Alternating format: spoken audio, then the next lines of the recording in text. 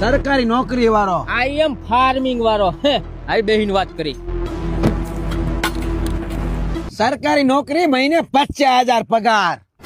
10 વીઘાની ડુંગળી વાવી હોય ને જો હરખાયા ભાવ આવી ગયો ને એટલે સીધી 10 લાખની.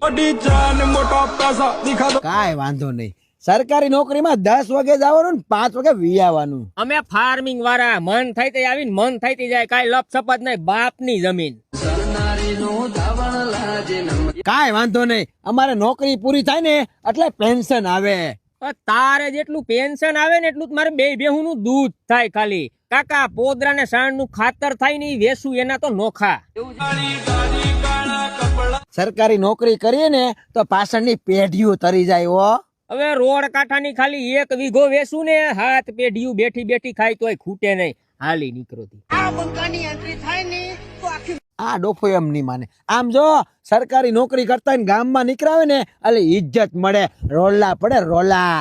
હવે ઇજ્જત હાટું તમારે સરકારી નોકરી કરવી પડે. અહીંયા તો બાપ દાદાની દેણ છે. આમ ગામમાં નીકળાવે ને એટલે ખબર પડી જાય ફલાણા ભાઈનો છોકરો નીકળ્યો. આ ટણપો કોઈના બાપનું નહીં હાલવા દે. ક્યાં ભાઈ ગયો? તારા જેવા તૈન તો મારી રોજ દાડી આવે. અમે ફાર્મિંગ વાળા.